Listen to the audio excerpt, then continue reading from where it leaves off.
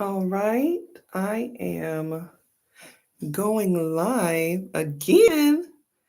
Hey, everybody. What's today? Is it Tuesday? Happy Tuesday to all of you. Listen, I'm going to get this live stuff together and I'm going to get a video crew because I am not the tech person. But today I wanted to talk to you guys about something very important. This is Nancy Jones here. It's about sabotage. Sabotage to your dreams, sabotage to your goals. We have to stop the sabotage. I know so many people that have set so many goals, and all they do is talk about those things over and over and over again. And you notice the pattern, and you're just like, why have you not accomplished this goal? Why have you not even moved closer to this goal than you were last year or a few years back? And I started looking into that because it would concern me. These would be people that I loved, from family members to friends, some, associates. My question was, how do you keep getting deterred or distracted from the goals that you set that you say are so important? Is sabotage. Sabotage. Now, sabotage can come from yourself or it can come from outside forces, the external, other people.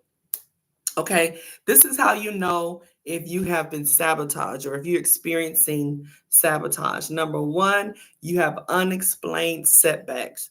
You don't know why, but you're trying to get stuff done and nothing seems to work out. Not only do you not get further, but it seems like you're getting pushed further back than when you started. Unexplained setbacks.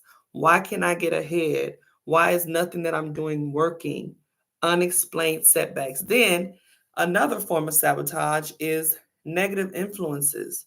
People who bring you down, situations, people, groups that you're a part of that seem to hold you back. Negative influences can be people. Negative influences can literally, honestly, be yourself. Negative influences can be just situations that you continue to find yourself in. Sabotage. Another form of sabotage is self-doubt and fear. Not believing that you can do it, being afraid to move. Now, this honestly, self-doubt and fear can hide and disguise itself as something different. Sometimes self-doubt and fear can disguise itself as I'm too busy or not right now, procrastination or disinterest even. And it's not that important. But the truth is you don't believe you can do it or you are afraid that you're going to fail. So that's another form of self-sabotage or sabotage in general. Um, Another form of sabotage is undermining comments or actions, people who say things to you to bring you down, and people who do things to bring or hold you down. Finally, a lack of support. You know what a lack of support is. I'm going to share an example of each one of these, but I'm going to start from the bottom. So, a lack of support. My example of, no, let me not start with the lack of support. I'll end with that. So go back to the top. So unexplained setbacks. I had a friend a long time ago who she made good money. She made more money than me. And for some reason, she could not get ahead. In my opinion, she made really good money. But for some reason, she could not get ahead. It was like she had holes in her purse. She always needed money. Matter of fact, she made twice as much as I did. But I was able to buy a house. I was able to maintain a high credit score and all these things because of choices I was making. She brought in more income, but she was in debt. She was always asking people for money, and she never had any money. So I looked at that and I said, well, what is it? What's going on? Like, why are you asking me for money and you make more money than I do? I know you make more money than I do because I see the checks. And on top of that, I have 2 kids. You don't have any kids. So I realized she was sabotaging herself. I found out she had family members that she was lending money to. They weren't paying her back. She didn't know how to say no to people. There were people that were using her. and draining her like vampires. Get rid of those people in your life who suck the life out of you, suck all the resources out of you. You can be a good person without letting people use you. Learn how to say no, because they can cause setbacks. These kinds of people can sabotage your success. If you're working hard and making decent money, your bank account should reflect the money that you make. But if you're constantly giving money to other people who don't deserve it, they don't work as hard as you, that's a form of sabotage. Okay. Let me give you another example.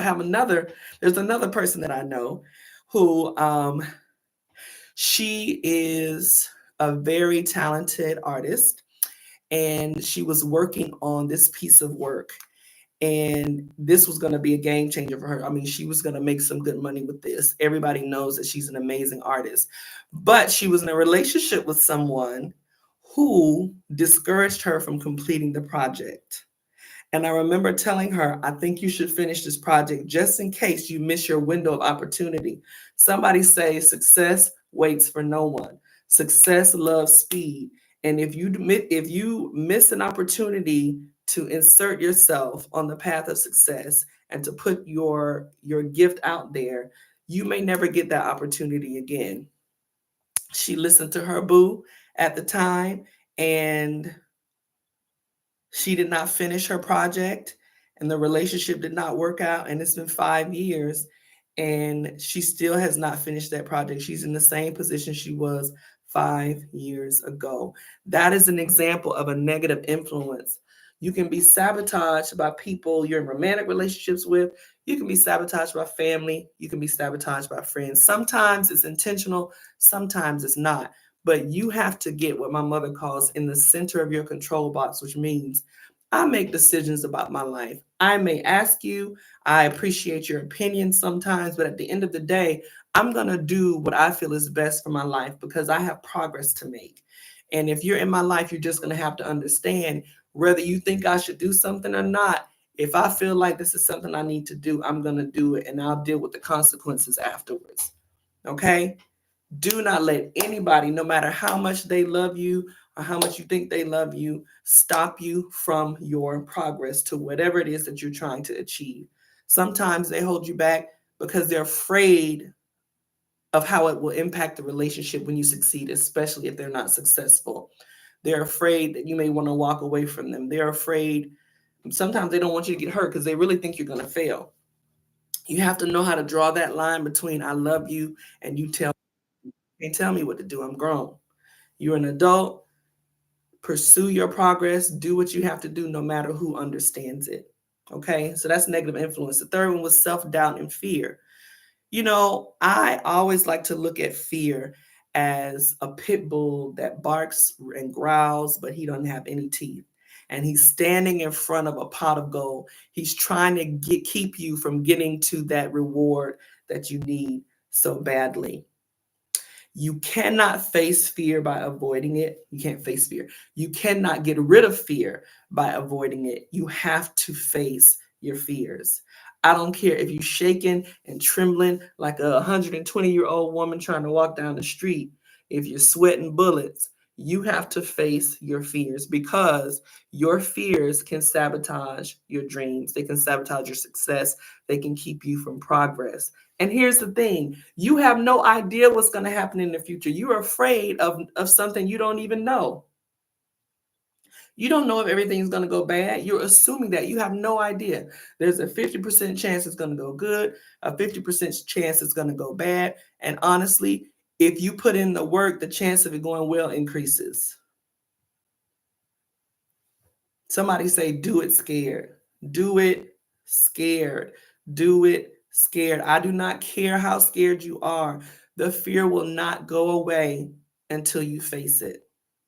It's not going to go away. It's going to come right back around and be looking at you next year like, okay, now what you want to do? You ain't going to do it this year either because you're scared. No, no, no. Do it afraid. I remember I did a training the other day with my facilitators, and I shared with them, it's a known fact that the second greatest fear known to man is public speaking. That's under death. Death is the number one fear. Number two is public speaking. So when I started public speaking, I was scared all the time. I would sweat, my voice would shake, my hands would shake, and I had to come up with reasons or come up with ways to manage my nerves because I knew I have to do this job. I'm not going to get paid. I'm not going to eat. I had to do it scared. Somebody say, do it scared. And eventually, after making enough speeches, shaking and sweating, eventually, one day I didn't sweat, one day I didn't shake, and I ended up becoming a phenomenal speaker and a master facilitator because I faced my fear. The fear was rooted in, what are people going to think about me? What if I mess up? You know what? Everybody messes up. You probably will mess up. So what? You mess up, you recover. What do people think about you? Let me tell you something. Stop putting people on pedestals. Ain't nobody better than you. That's one thing that I learned as a kid that my parents taught me. Ain't nobody better than you, and you're not better than anybody else. So who you trying to impress? If you mess up, oh what? So well, they done messed up before too. Let's keep it going. Hey y'all, I messed up. I'm sorry. Now moving on. Don't be afraid of failure. Don't be afraid to try. Don't be afraid of the unknown because it ain't going nowhere. And we all have to deal with it. We get the same 24 hours in a day, and we all have to deal with the unknown. Face your fear if you want it to move. Okay. The next one was undermining comments or actions. There are people in your life. You know these people. You know these people. They always got something to say. You know they got something to say. And you know what? And some of y'all are really nice. And I used to say I wanted to be this nice. I don't know if I really want to be this nice. My mom is nice like this. She can deal with the most rude, disrespectful people with such class and grace. And my whole life, I wanted to be like her because, baby, don't come to me with no foolishness, running your mouth like you better than me and you know what I can and cannot do. Don't do that. Not with that. There are people in your life who say things to you. Some of them are straightforward. Some of them, they're that nice nasty. They slide it up under a loaded not condiment. That's ketchup. Compliment. They slide it under a loaded compliment. Are you sure you want to do that? And last time you tried that, it didn't work out too good. Ain't nobody asked you about last time. That's last time. This is this time. Okay? Last year I was a year younger, but things change, don't they? Listen, then people are going to come. So when those people enter your space, when you're ready to make a move and you're about to progress forward, I promise you they're going to show up. It's like clockwork. It's like sharks smelling blood in the water. They say, oh, she about to progress. Oh, he's about to make a move. Let me go say something to him real quick because I definitely don't want him to do more than I'm doing. Acknowledge it, expect it, acknowledge it for what it is, and address it head on. Baby, listen, I need you to understand, no matter what you say, I'm doing this. So you can pray for me and support me, or you can get out of my way. It's your choice. But either way, I'm doing this. I'm moving forward. Deal with it head on and say, I love you. And I love you. I love you with your mean, passive aggressive self. But however, this is my life. And these are the moves that I'm going to make. I'm pursuing my dream. I don't know if it's going to work out or not, but I tell you one thing, I'm going to try. I'm not going to the grave saying that you can't say nothing when you go to the grave, but I'm not going to the grave knowing that I didn't even try. So you can say what you want to.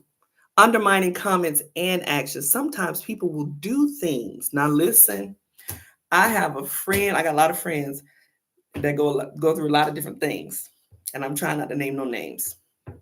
I have a friend who had a friend who tried to sabotage him so bad that everyone around him was like, do you see what this man is doing? And he didn't want to believe it. And we told him, this person is not happy for this phase in your life. They don't want to see you move forward. They're talking about you. They're intentionally being late to things that you're giving them to do. They're dropping the ball on purpose. You need to pay attention because they're about to mess things up for you. Pay attention when people are sabotaging your success with their actions. They're not even saying anything. They're just doing little things and trying to make it seem like, oh, I forgot. Oh, that's my bad. That's a mistake. Well, you never forgot anything like this before. It seemed like You real forgetful now that I'm trying to get this done. So do I need to replace you temporarily until you get this together? Because I have to achieve this goal. You're not going to stop me with your forgetfulness, whether it's on purpose or by mistake. I'm going to do what I have to do because I'm in the center of my control box. Lack of support was the last way that you can experience sabotage. I'm going to share this. Is very personal, but I'm a very open person, and I promise you, I don't care what nobody think about me. And if you get upset, then you know that's your right. I attended a church at one time, and I used to be known as what they call a church hop. I would go from church to church to church. I would try to keep going, but I just never found the one that worked for me. And but the whole time I still had a relationship with God. I believe in Jesus Christ as the Son of God, all that good stuff. Just finding the right place to be was challenging for me. And so I'm at this one church, and I like the preaching, and the people were okay. And God laid on my heart that I needed to start my girls mentoring program. First thing I did was reach out to the pastor and say, hey, reach out to the church. Hey, I want to start a girls mentoring program. I know we don't have anything like that here at the church. Can we use the space? Because most churches are underutilized. They only use the space on Sundays and Wednesdays, maybe an extra day for a couple of hours, and the rest of the day is empty. The rest of the week is empty. And so I was like, hey, I'm paying tithes here. Maybe it's okay if I serve the community and the girls in this community and have them meet here at the church. And again, if they come, maybe their parents will join and blah, blah, blah. Never got a response. Reached out again, never got a response. Nothing. And I was confused because I was like, I feel like I'm being ignored, but I know I'm communicating clearly.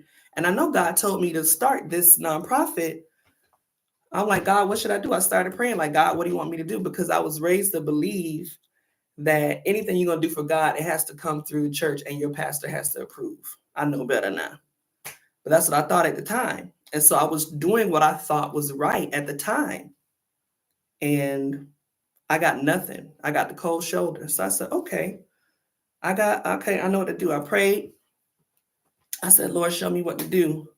I shared with a couple other people what I was doing. I ended up getting a call, and I'm not going to name any names. I got a call from one of the most prominent churches in my area, probably the biggest church in our city, from the on YouTube. The missions pastor of that church reached out, wanted to meet with me and my assistant at the time. We met up, and he said, hey, what can we do to support? I heard about what you're trying to do. What can we do to give you support? And it was crazy to me because the people of this church didn't look like me. They weren't my culture. And I had been reaching out to my pastor, my church, for weeks, and nobody was responding to me. And I didn't even have to reach out to this church. They heard about it and they came and found me. And they had more resources, more things that could help. And they said, do you need volunteers? Do you need transportation for the kids? Do you need a place to meet? And I said, we need all of that. They offered everything. They gave us, they had a student center. They gave us 6 classrooms to meet for free. They gave us a studio where we could record what we were doing with the kids. And they gave us an auditorium all for free for a full year. And I was not a member there. I was not paying tithes at that church. But I did not have the support of the church where I was. But when you don't have the support where you think you should have the support, trust God, because he will open a door that you won't even, he always comes with a curveball. It's always something you wouldn't expect. We serve a big God. He's not a city God. He's not a neighborhood God, a community God. He's not a culture God. He's not a God of certain races. He's the God of the universe. And he has endless resources. Anything that you need, if you're lacking support, if people in your life are sabotaging or seem to be trying to sabotage what it is he's putting you to do, please understand he'll open another door so quickly because he's your source. There's no person, no place that can limit what you can do in your life when you have your hand in God's hand. Now, if you choose to allow people to do that, that's on you. But I'm telling you, he opened this door and he continued to open doors, continue. And it did not come from the church where I attended because I had no support from that church. And he just continued to bless me. People would show up and offer money. People would show up and offer food for the girls. It was crazy. I was able to get around the sabotage. Sabotage is like if you imagine the movie The Matrix where people were shooting guns and Neo had to go ooh and do the slow Matrix thing. You can dodge the sabotage. Say that. You can dodge the sabotage. You know how you dodge the sabotage? Do you know how you dodge the sabotage?